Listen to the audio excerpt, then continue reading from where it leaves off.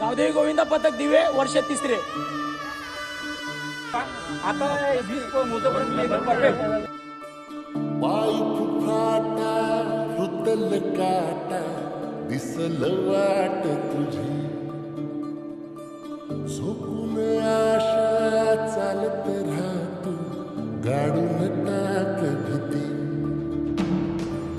पाय फुफाटा रुतल काटा दिसल वाट तुझी हो झोपून आशा चालत राहतो गाडून टाक